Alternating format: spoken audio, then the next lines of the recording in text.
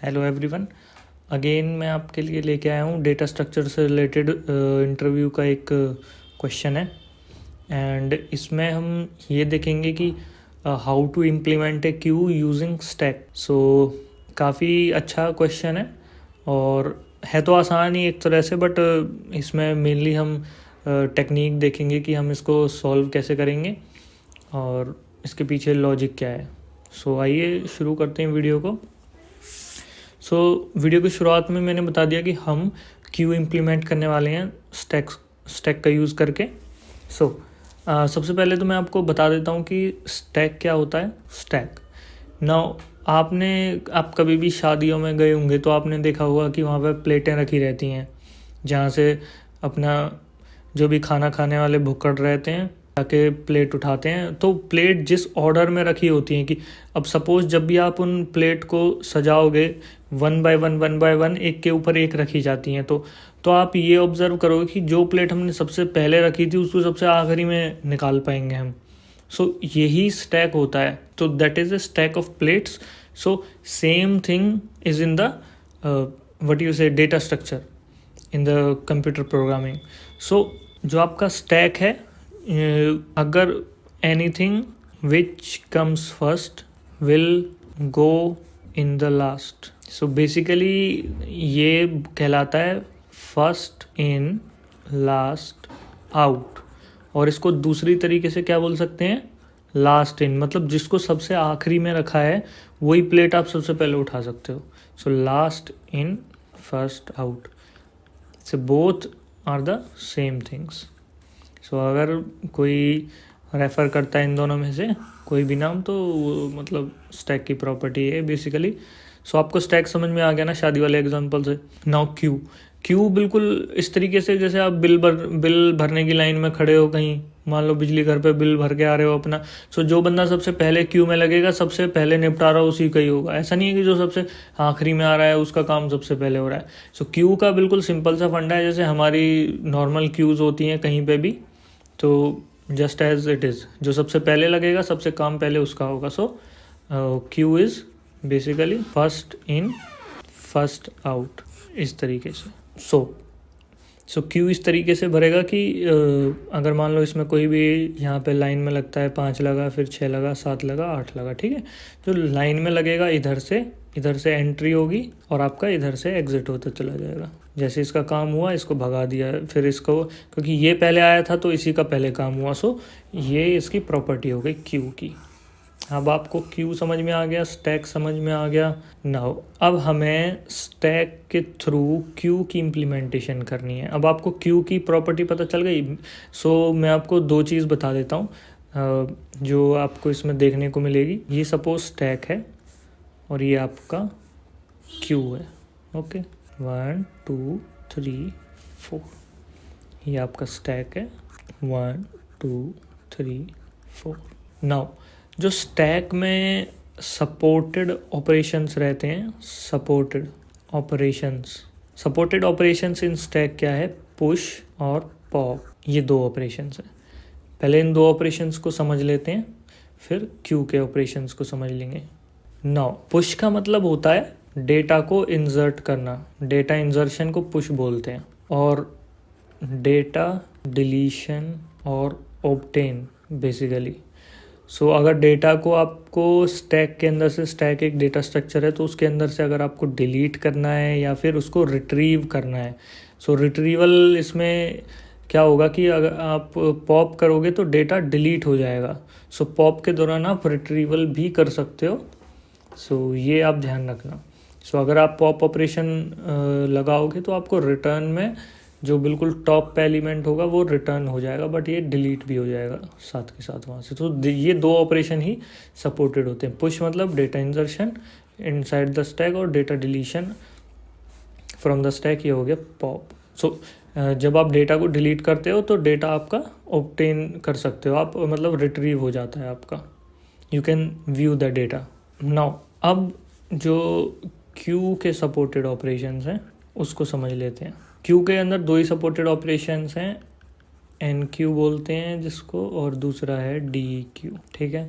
Now N Q का मतलब enter inside the Q और डी क्यू का मतलब delete from the Q, delete, और ये है enter in the Q, enter in Q, और ये delete from Q.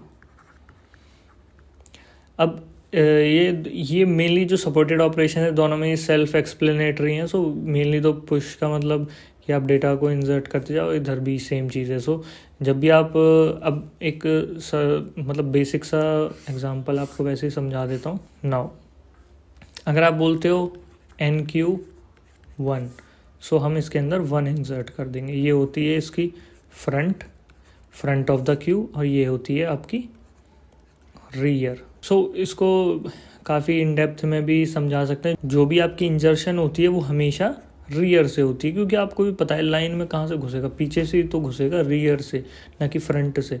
So front से क्या होता है, फ्रंट से होता है आपका डी क्यू, मतलब आपका रिमूवल, और जो रियर से क्या होता है आपका एन क्यू, मतलब enter, you can enter inside the Q from the rear. So initial में अगर आप कोई भी क्यू डेटा स्ट्रक्चर लोगे तो उसके अंदर क्या होता है, एन आपका रियर और फ्रंट दोनों एक ही जगह को पॉइंट कर रहा होता है। जैसे आप इसमें 1 डाल दोगे तो आपका जो रियर है ना वो खिसक के यहाँ पे आ जाएगा, क्योंकि अब एक बंदा तो यहाँ खड़ा हो गया ना, अब रियर आपका ये वाला स्लॉट हो गया। अब कोई अगर आप दोबारा बोलते हो एन क्यू 2, तो 2 यहाँ पे आ जाएगा, रियर खिसक के यहाँ आ जाएगा, समझे। सो एन क्यू ऑपरेशन इस तरीके से होता है, रियर की मदद लेके, और डिलीशन फ्रंट से कर देते हैं हम। तो ये बेसिक क्यू का ऑपरेशन था। और आपको स्टैक का भी हल्का सा एक छोटा सा एग्जांपल दे देता हूँ, जिससे कि आपको ज़्यादा कन्फ्यूज़न ना हो ना। अगर सपोज़ ये कोई खाली स्टैक था तो हमने बोला पुश 1, पुश 2, पॉप, पुश 3। तो किस तरीके से होगा, पुश 1 बोला है तो मतलब यहाँ पे आ जाएगा डेटा, पुश 2 मतलब डेटा ऊपर आ जाएगा, टॉप पे डेटा फिल होता चला जाता है, प्लेट के ऊपर प्लेट, ठीक है। सो पॉप का मतलब, अब मैंने बोला था कि इसमें जो स्टैक में होता क्या है कि मतलब जो सबसे टॉप होता है, मतलब जो टॉप, सपोज इनिशियल में अभी फ़िलहाल टॉप यहाँ को पॉइंट करता है, जो सबसे ऊपर वाली खाली पोजीशन रहती है टॉप उसको पॉइंट कर रहा होता है, ठीक है।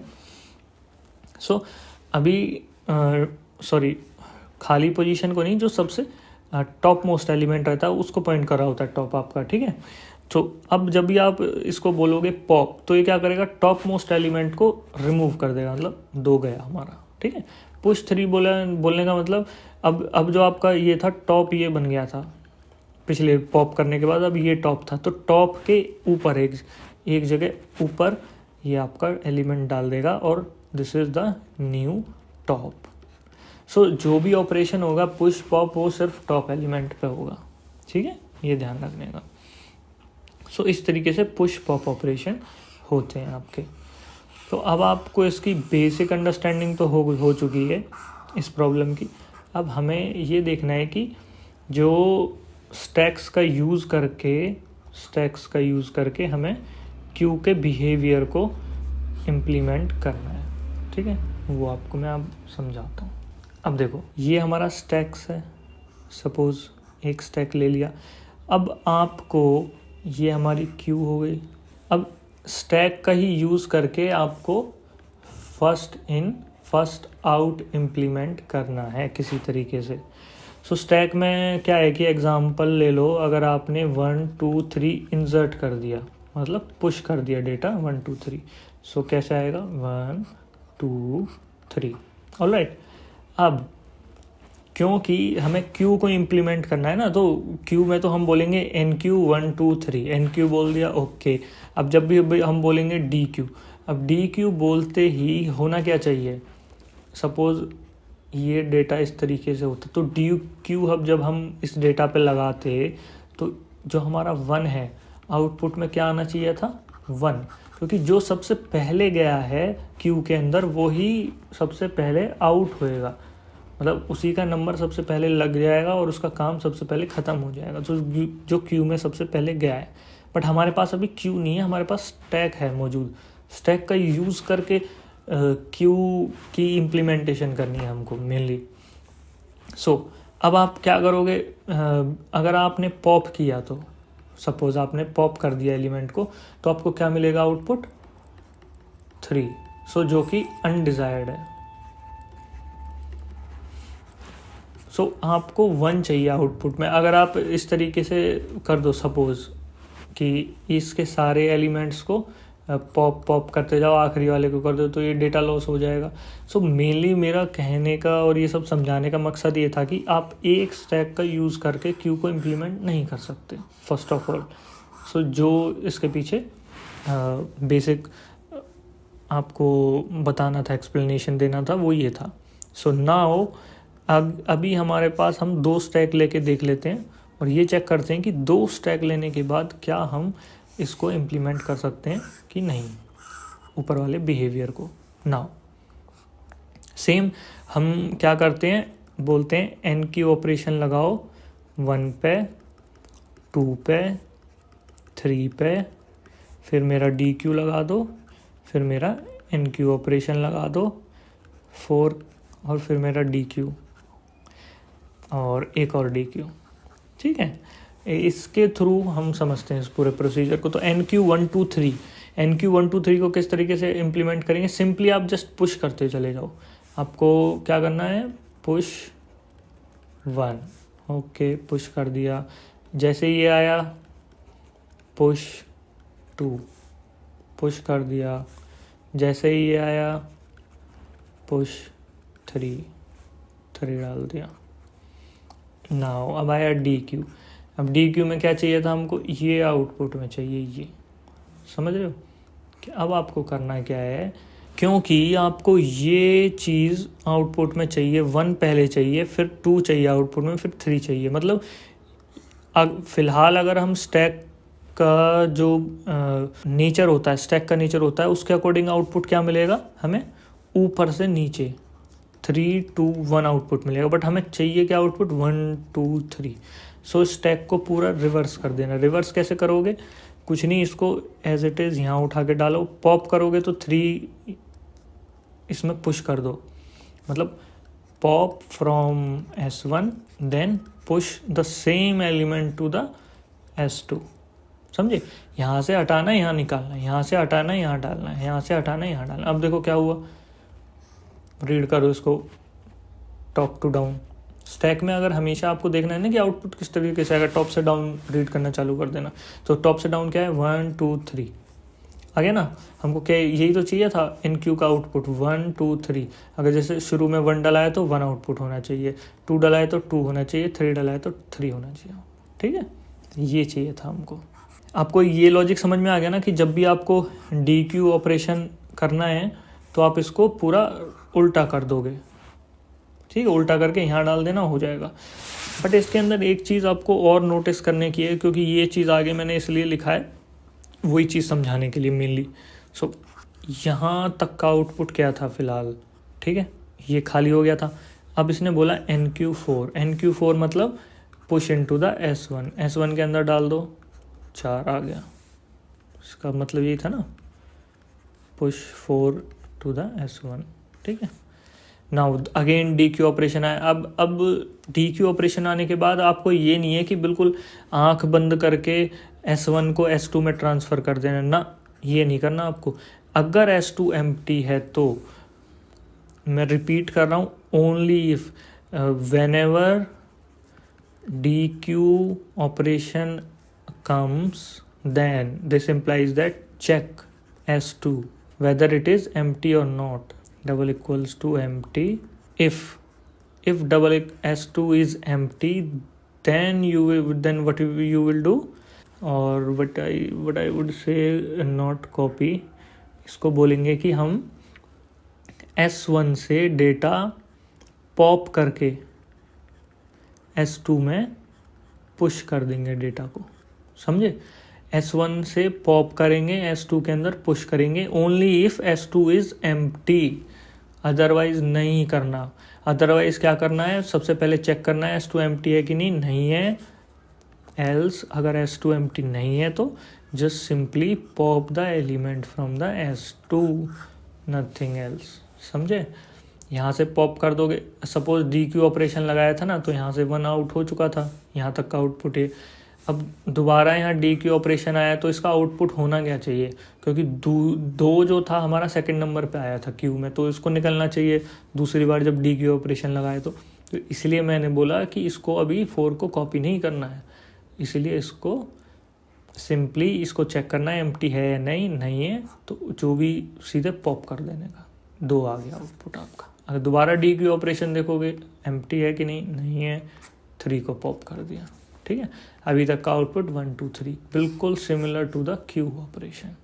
Okay, now if again DQ operation is triggered then you will see S2 is empty or not. So this implies that currently S2 is empty. Then what you will do, copy the content of S1 stack to the S2 में आप डाल दो 4, then you will pop that element. So output क्या आएगा आपका 4, 1 2 3 4 इस तरीके से। So ये आपका बेसिक थ्योरी थी इस चीज़ के पीछे, और स्टैंडर्ड टेम्पलेट लाइब्रेरी वगैरह का यूज़ करके आप इसको बहुत आसानी से इम्प्लीमेंट कर सकते हो। तो मेनली आपको लॉजिक समझना ज़रूरी था कि इन क्यू ऑपरेशन में क्या करना है और डी क्यू ऑपरेशन में। ठीक है, एन क्यू ऑपरेशन में कुछ नहीं करना, सिंपली S1 स्टैक के अंदर आपको पुश करते जाना है डेटा को, सिंपली नथिंग एल्स। सो जो आपका एन क्यू ऑपरेशन था वो था ऑर्डर ऑफ 1। ठीक है, now D Q operation D Q operation mix है, उसकी जो टाइम कॉम्प्लेक्सिटी है वो मिक्स है ऑर्डर ऑफ 1 से लेके ऑर्डर ऑफ n तक।